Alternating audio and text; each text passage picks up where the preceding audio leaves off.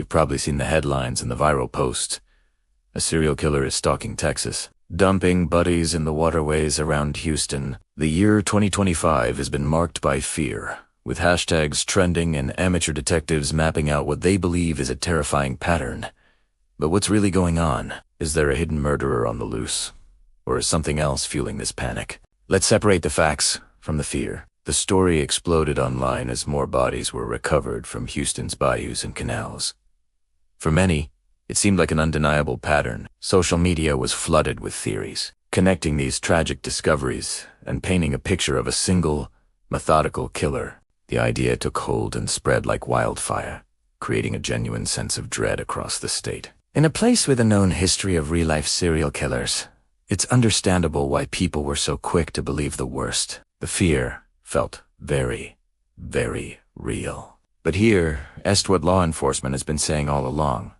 There is no evidence of a serial killer. The Houston Police Department, along with other agencies, has repeatedly stated that their investigations show no link between these deaths. There's no consistent method of killing, no matching trauma patterns, and no forensic evidence pointing to a single suspect.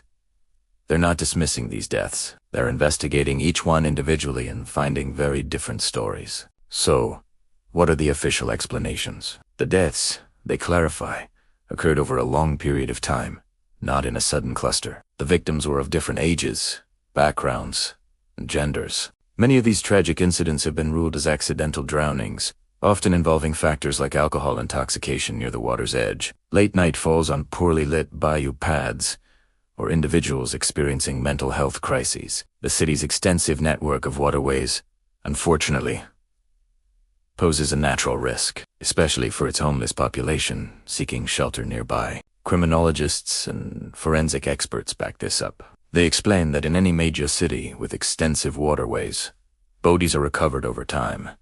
It's a sad reality. When you gather unrelated cases from months or even years apart and plot them on a map, it can create the illusion of a pattern where none exists. This is a classic example of what's called cluster bias. Our brains are wired to find patterns, even in random data. Social media then acts as a massive amplifier, taking this perceived pattern and turning it into a terrifying, viral narrative. Adding to the confusion was the news about old, unrelated cold cases being solved in 2025, thanks to incredible advances in DNA technology. While this was great news for bringing closure to families, the headlines about solved murders from the past accidentally blurred with the current situation. For someone scrolling through their newsfeed, it was easy to mix up a story about a newly identified killer from a decade-old case with the ongoing Bayou discoveries, reinforcing the false idea of an active threat. It's a perfect storm of information and misinformation. The real danger here isn't a shadowy figure lurking by the bayous. The true threat is how quickly unverified information can spread and create widespread panic. Fear is a powerful emotion,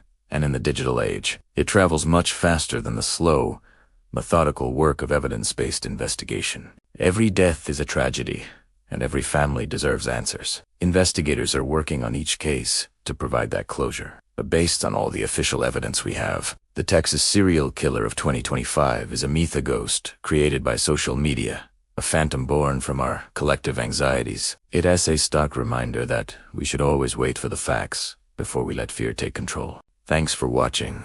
If this cleared things up for you, consider liking this video and subscribing for more deep dives into the stories behind the headlines. Stay safe and stay informed.